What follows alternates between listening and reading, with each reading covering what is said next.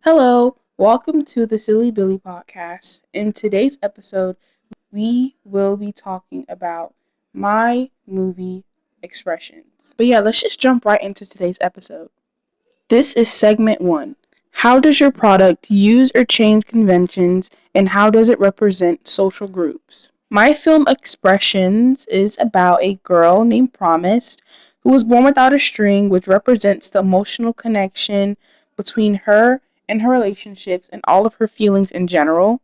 My film focuses mainly on emotions and inner struggles instead of like an action film. It follows the style of like slow pacing and things just like the simple setting that it was set in.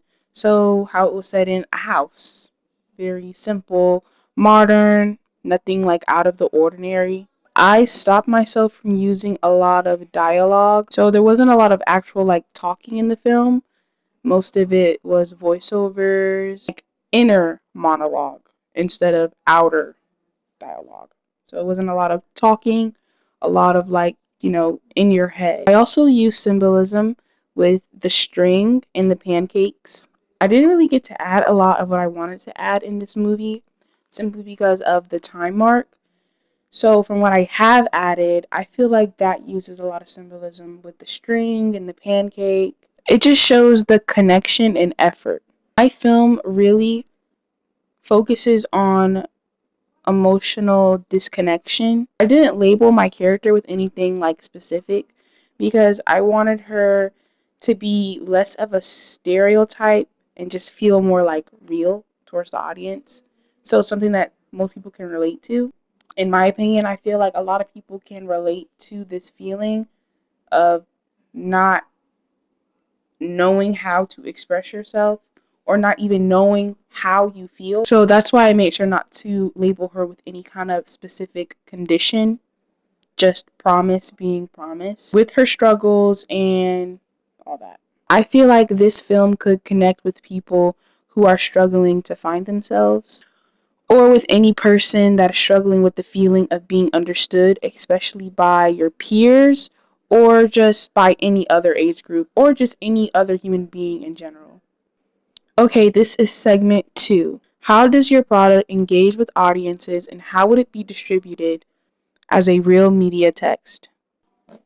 My target audience is mainly teenagers and young adults simply because of the fact that I feel like they can relate to this the most. It's not that I don't think that everyone has this kind of problem with their identity and feeling and their feelings and expressing their feelings. I just feel like it occurs the most in adolescence and in young adulthood. So that's why I would pick that age group as my target audience. And I also feel like it will strike harder with anyone who is into emotional or artistic films, which are all very relatable topics. And I feel like the quiet and poetic style makes this film feel very personal, allowing the audience to reflect on their own experiences. I used visual storytelling and symbolism. I feel like these elements can help the viewer look deeper into the film instead of just watching a straightforward story. If this were a real media project, it would best be distributed through film festivals, especially ones that focus on short films or student work. It could also work well on streaming platforms and social media platforms. So, like Instagram, TikTok, maybe YouTube, because they gain more attention for like beginner films and not really focusing on the quality but more about the message. For marketing, I would use short teaser clips for marketing, aesthetic visuals like the beach scene, and quotes from my voiceover to attract viewers. This is segment 3. How did your production skills develop throughout this project? Man, oh man. Throughout this project, I have learned a lot about filming and how hard it really is. I had no idea that directing took that much work. I'm very grateful for my actors and I think they did great, but it is not as easy as everyone else makes it seem. So if you're a director out there, kudos to you because I see how hard it is now. At the beginning, I struggled a lot with like camera angles, the framing, and especially the sound. Although I didn't use that much sound in my film, with the one little part that I did use sound for, it was very choppy and it bothered me a lot and I had no idea how to fix it. I tried to isolate the voice. I tried to like mute the background.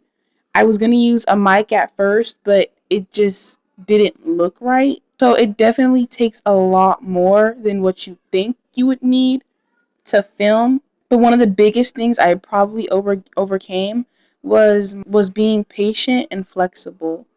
Not everything worked the first time, and I have filmed a couple of times. So I know. And I just had to really accept it, especially towards the end and as we got closer to the deadline. I feel like next time I will be more organized and communicate more with my actors. And this is definitely not a project that you can procrastinate on. You have to really take time out and schedule it and go through the motions. It was a lot. It was a lot. But I've learned a lot. So, but by the end of the process, I definitely feel more confident in my ability to plan shots and film scenes and edit them and put them all together. This is segment 4. How did you integrate technologies, software, and hardware and online in this project? So for this project, I used mainly my iPhone and my main editing source was CapCut. I also used VideoStar for some of the framing and for some of the fade in and fade out.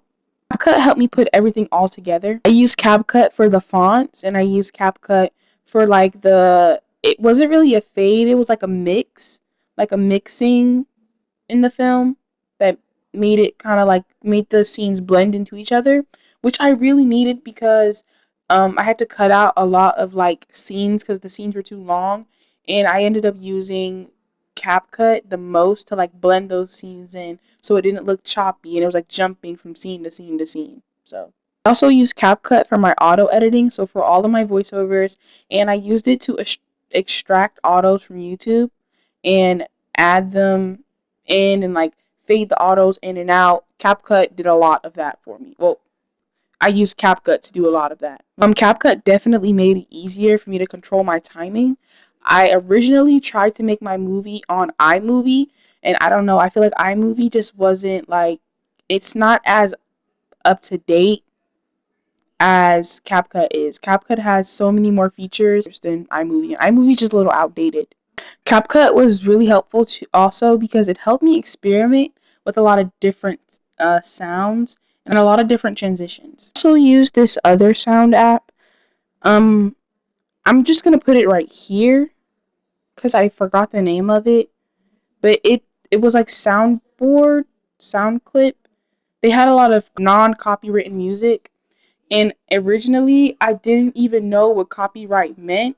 So when I added my original sound in there and it got copywritten, I didn't know what to do, and it really came in the clutch when it was time for me to change my song last minute. At the core of my film, it is about human experience and emotion. But yes, so this was the Silly Billy podcast. I want to thank everyone for joining in today, and I hope you guys enjoyed the rest of your day. Bye.